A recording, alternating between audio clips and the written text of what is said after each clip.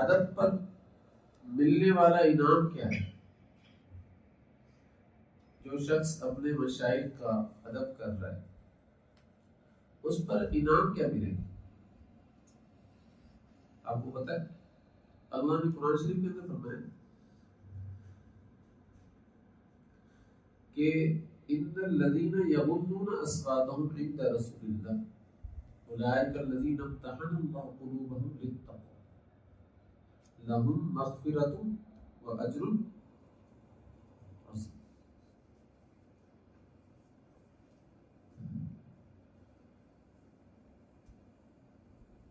कि जो लोग उलमा हज़रात का अदब कर रहे हैं, एहतराम कर रहे हैं, मशाइख का अदब कर रहे हैं, एहतराम कर रहे हैं, उनके पास बैठकर अपनी आवाजों को पस रखते हैं। आवाजों को पस रखने का मतलब ये नहीं कि आप तेज तेज उनके सामने बोलते हैं, इसको ही आवाज पस रखना कहते हैं। इसका मतलब ये नहीं होता, समझ रहे? इसका मतलब ये होता है कि भाई अपनी आवाजों को जब वो बोल रहे हो उस वक्त भी खामोश रखते, उनकी आवाज से ऊपर अपनी आवाज को नहीं करते। अगर कोई सवाल करना होता है तो अदब के दायरे में रहते हुए सवाल करते। अगर कोई बात समझ में नहीं आ रही होती तो अदब के दायरे में रहते हुए बात को समझने के लिए सवाल कर देते हैं। इसलिए इसका इनाम मैं बता रहा था आपको कि इनाम क्या मिलता है। अल्लाह ताला की ज़ात ने कुरान शरीफ में फरमाया कि ये वो लोग हैं जो अदब करते हैं, आवाजों को पस रखते हैं, आगे नहीं चलते, आगे नहीं बढ़ते, चीख चीख कर बात नहीं करते। तो ये वो लोग हैं जिनके कुलूब को अल्लाह ताला की ज़ात ने इखलास के लिए मुंतखब कर दिया। इम्तिहान जो है ना, इसका तर्जुमा उलमाए तफसीर ने इखलास से किया कि अल्लाह ताला की ज़ात ने इनके कुलूब को इखलास के लिए चुन लिया है, इखलास भर दिया है अल्लाह ताला की ज़ात ने इनके कुलूब के अंदर। और ये मुखलिसीन लोग हैं। तो ये किसके बारे में बात हो रही है आपको पता है ना? सहाबा किराम रिज़वानुल्लाहि अलैहिम अजमईन के बारे में बात हो रही है कि अल्लाह ताला सारे सहाबा किराम रिज़वानुल्लाहि अलैहिम अजमईन की कुलूब के बारे में फरमा रहे हैं कि भाई मैंने इनको इखलास के लिए चुना है। फिर असल तर्जुमा अगर आप देखेंगे तो क्या होगा? उलाइका लज़ीना इम्तहनल्लाहु क़ुलूबहुम लित्तक़वा, कि भाई मैंने इनको इनके कुलूब को चुन लिया है, इनके कुलूब को चुन लिया है। किसके लिए? तक़वे के लिए। मैंने इनकी आजमाइश की, इम्तिहान लिया, इम्तिहान लेने के अंदर इनके अंदर इखलास पाया, इखलास पाने के अंदर नतीजा क्या हुआ? नतीजे के तौर पर मैंने इनके दिलों को चुन लिया है तक़वे के लिए। अब ये मुत्तकी लोग हैं। ऐसा नहीं है गुनाह से महफूज हो गए, गुनाह से मासूम हो गए, ऐसा नहीं है। मासूम सिर्फ अंबिया अलैहिस्सलाम है। हाँ, गुनाह से महफूज हो गए, गुनाह होगा इनसे, लेकिन फौरन ही अल्लाह ताला की जात की तरफ से क्या होगा? अरे तुझसे गुनाह होने जा रहा है या गुनाह की तरफ बढ़ रहा है, तौबा कर ले, मग़फ़िरत तलब कर ले। तो ये गुनाह से महफूज कर दिए जाएंगे। आप सल्लल्लाहु अलैहि वसल्लम के दौर के अंदर ही तो एक खातून आई थी, फरमाया या रसूलल्लाह मुझसे ज़िना हो गया। आप सल्लल्लाहु अलैहि वसल्लम ने क्या फरमाया? भाई ज़िना की सूरत में तुम क्या हामिला हो? फरमाया या रसूलल्लाह बिल्कुल हामिला हूं। तो आप सल्लल्लाहु अलैहि वसल्लम ने फरमाया जाओ बच्चा पहले पैदा करो, फिर उसके बाद आना, फिर सजा दी जाएगी। अब बच्चा पैदा हुआ,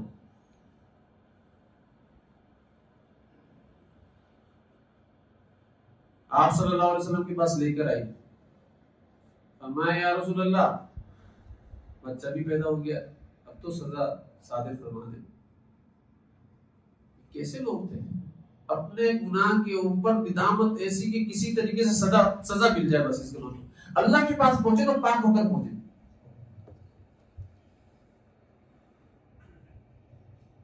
तो आप सल्लल्लाहु अलैहि वसल्लम ने फरमाया ये बच्चा तुम्हारा दूध पी रहा है।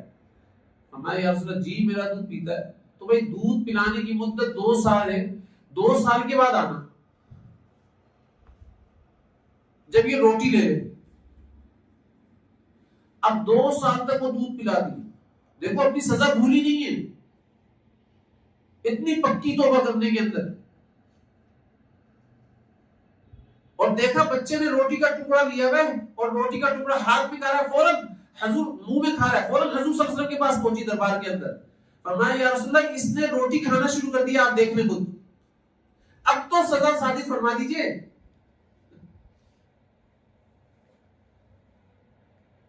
फिर आप सल्लल्लाहु अलैहि वसल्लम ने सजा दी जो शरीयत की तरफ से मुकर्रर है।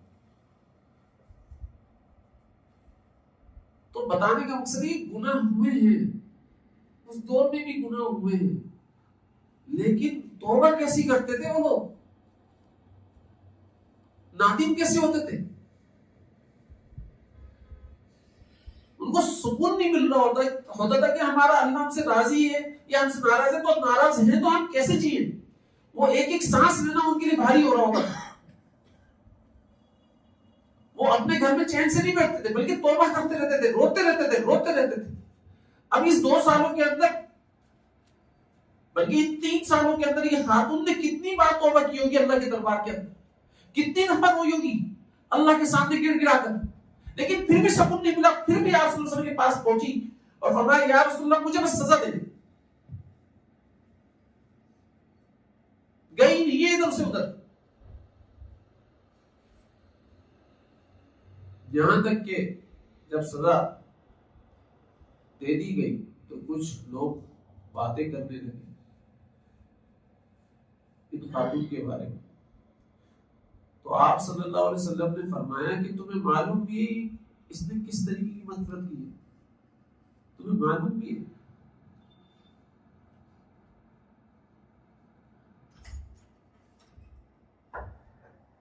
इससे अल्लाह इस तरीके से राजी हुआ, इस तरीके से इसने मग़फ़िरत की है कि अगर सारे मदीने वालों के ऊपर इसकी मग़फ़िरत तक़सीम कर दी जाए, सबकी मग़फ़िरत हो जाएगी,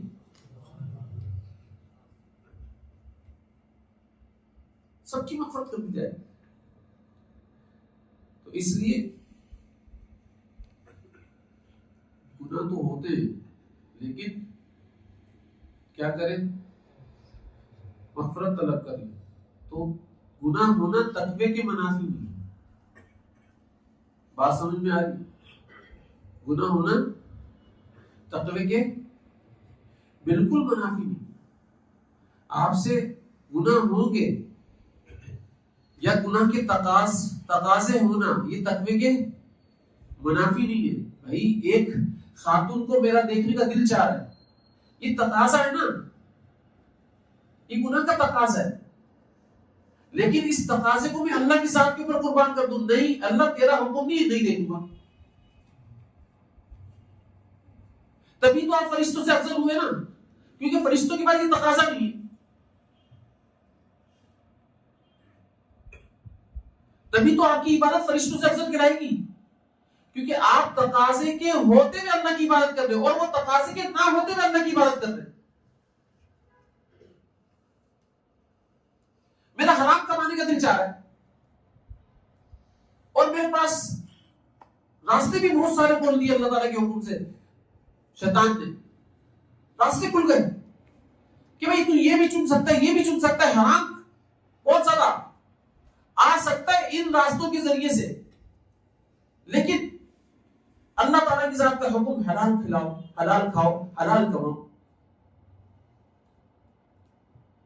अब मैं अल्लाह के हुक्म को पूरा कर रहा हूं और इस हराम सारे रास्ते को मैंने क्या किया, बंद कर दिया।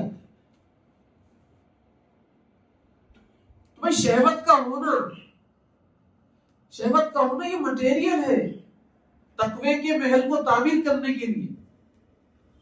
हमारे हज़रत फरमाया करते थे शहवत नहीं है तो तकवे का महल तामीर कैसे होगा। तकवे का महल तामीर करना तो शहवत का होना जरूरी है ना। अब इस शहवत को अल्लाह के ऊपर कुर्बान करोगे तो आपको मटेरियल मिलेगा, स्टीम इसको कहते हैं। गर्मी पैदा होगी ना, एक दिल टूट रहा होगा, गर्मी पैदा हो रही होगी, स्टीम स्टीम बन रही होगी ख्वाहिशात की, वहां पे उड़ रही होगी। उसी स्टीम के जरिए से अल्लाह ताला की जात तक उड़ान भर रहे होंगे आप। भाई जहाज के अंदर जितनी स्टीम पैदा होती है ना उतनी तेज उड़ता है वो। और पूछ लो किसी भी जगह जाकर कि जब जहाज टेक ऑफ कर रहा होता है ना, उस वक्त जितना पेट्रोल खर्च होता है किसी और वक्त में नहीं खर्च होता। क्यों? कि जितनी तेज स्टीम उसकी बनती है उतनी परवाज होती है। तो भाई जितने तकाजे आपके पास होंगे और जितने तकाजे और ख्वाहिशात आप अल्लाह की जात के ऊपर कुर्बान कर रहे हो, उतनी स्टीम बन रही होगी और उतनी ही तेज परवाज आपकी अर्श तक होगी। उतनी तेज परवाज उड़ोगे आप अर्श तक, उतनी तेजी के साथ अल्लाह तक पहुंचोगे।